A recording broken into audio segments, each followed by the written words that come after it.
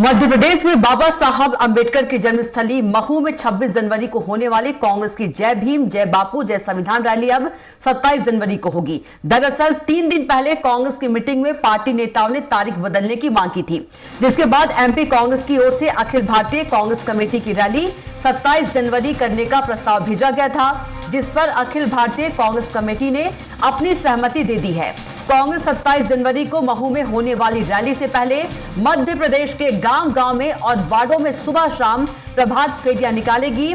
साथ ही 21 जनवरी से जनसंपर्क अभियान की शुरुआत करेगी। प्रत्येक पदाधिकारी 10-10 घरों में संपर्क कर कांग्रेस के कार्यक्रम की जानकारी देंगे।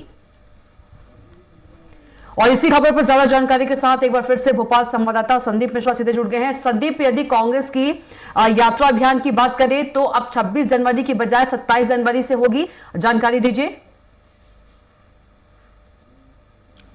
कविता, कांग्रेस पार्टी का ये एक बहुत बड़ा अभियान है, क्योंकि अगर हम बात करें तो मध्य प्रदेश की जमीन पर कांग्रेस के नेता, वरिष्ठ नेता, अगर हम बात करें तो राहुल गांधी, मल्लिकार्जुन खड़गे जो राष्ट्रीय अध्यक्ष हैं, प्रियंका गांधी सहित जो पार्टी के अन्य वरिष्ठ नेता हैं, वो सभी 27 जनवरी को पहुंच रहे हैं। पहले ये कार्यक्रम 26 जनवरी को आयोजित होना था, जय भीम जय अंबेडकर जय बापू का कार्यक्रम, लेकिन अब इसको एक दिन डिले किया गया है। जिस प्रकार से कांग्रेस में लगातार बैठकों का दौर चल रहा है कल से, तो कार्यकर्ताओं के द्वारा समय मांगा गया था और इसकी जो एक रूपरेखा होती है वो तैयार करनी थी पार्टी को, क्योंकि इस कार्यक्रम को कहीं न कहीं यादगार बनाना चाहती है कांग्रेस पार्टी। मध्य प्रदेश का जो संगठन है वो चाहता है कि पूरे देश में इसका एक उदाहरण बने कांग्रेस पार्टी के लिए कि किस प्रकार से मध्य प्रदेश में ये यात्रा शुरू हुई थी। जिस प्रकार से आपको याद होगा, संसद में केंद्रीय गृह मंत्री अमित शाह ने अंबेडकर पर बयान दिया था, उसके बाद एक बड़ा मौका मिला कांग्रेस पार्टी को। कहीं ना कहीं कांग्रेस पार्टी इसको संजीवनी के रूप में ले रही है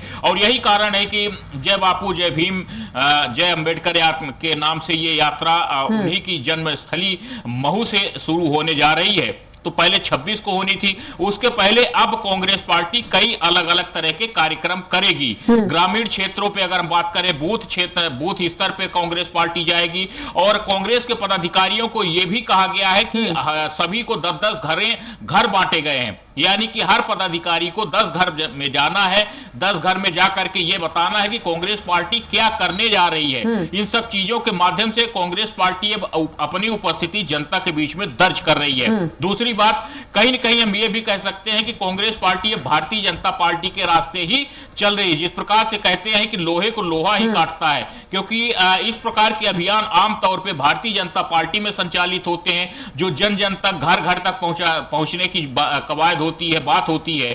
तो ये सारी चीजें आमतौर पे भारतीय जनता पार्टी संगठन की ओर से अभी तक हुआ करते थे, लेकिन अब कांग्रेस पार्टी ने भी कुछ उसी ढर्रे को अपनाने का प्रयास किया है। लेकिन संदीप, प्रयास कर रही है कांग्रेस संदीप, लेकिन बीजेपी अभी भी पीछे नहीं है। बीजेपी भी निकाल रही है संविधान गौरव अभियान कांग्रेस से टक्कर में। अब देखते हैं जनता के सामने कौन सुपरहिट होता है। कविता, दोनों में एक बेसिक अंतर समझिए। भाजपा और कांग्रेस में भारतीय जनता पार्टी का संगठन बहुत मजबूत है और दूसरी बात यह कि भारतीय जनता पार्टी में कार्यकर्ताओं की इतनी बड़ी फौज है कि जो प्रदेश नेतृत्व से जिम्मेदारी सौंपी जाती है तो उसकी मॉनिटरिंग के लिए भी भारतीय जनता पार्टी में नमो ऐप के माध्यम से भारतीय जनता पार्टी एक एक कार्यकर्ता के काम का हिसाब रखती है। अगर किसी भी कार्यकर्ता ने किसी भी कोने में, प्रदेश के किसी भी हिस्से में अगर कोई भी पार्टी से जुड़ी गतिविधि संचालित की है तो वो नमो ऐप में डालता है, यानी कि यहां पर जो उनकी मॉनिटरिंग टीम है वो सारी चीज वॉच करते रहते हैं कि पार्टी के पक्ष में, समर्थन में क्या चीज हुई है और पार्टी के विरोध में क्या चीज हुई है। ये भारतीय जनता पार्टी और कांग्रेस में अंतर है। कांग्रेस पार्टी में आमतौर पे भोपाल में बैठ करके नेता रणनीति तैयार करते हैं। जिस प्रकार से अभी 10-10 घर की बात हो रही है, तो अभी जो हर घर में किस प्रकार से पहुंचेंगे। एक तो 21 तारीख से कांग्रेस पार्टी का यह अभियान शुरू होगा, 27 तारीख से यात्रा चालू होनी है कांग्रेस पार्टी की। महज 4-5 दिन का वक्त बचा है, क्योंकि अगर आपको प्रदेश भर से पब्लिक जुटानी है तो आपको 24 तारीख से यह सिलसिला शुरू करना पड़ेगा। अगर मान लीजिए कि महू से, और अगर आपको रीवा से महू लेकर के जाना है कार्यकर्ताओं को, तो इतनी बड़ी दूरी है कि आपको 2 दिन पहले कार्यकर्ताओं को तैयार करके लेके जाना पड़ेगा। तो 2-3 दिन के अंदर कार्यकर्ताओं में कहीं न कहीं ये कह सकते हैं कि एक खाना पूर्ति यहां पर हो पाएगी। लेकिन कहीं न कहीं ये कह सकते हैं कि कांग्रेस पार्टी ने शुरुआत की है, फिलहाल कोशिश की है कि जनता के घरों तक पहुंचो और जनता को बताने का प्रयास करो कि पार्टी क्या कर रही है। बिल्कुल संदीप, ये जो अभियान है पूरे 1 साल चलेंगे। 2026 की बात करें, 26 जनवरी 2026 को इसका समापन होगा। और देखिए, कांग्रेस पार्टी को इस बात का एहसास हो गया है कि अगर सरकार में आना है, आपको सरकार बनाना है, तो आपको बड़े कार्यक्रम करने पड़ेंगे, जनता के बीच जाना पड़ेगा, अपनी उपस्थिति दर्ज करनी पड़ेगी। आपको याद होगा, भारत जोड़ो यात्रा का आगाज किया था राहुल गांधी ने।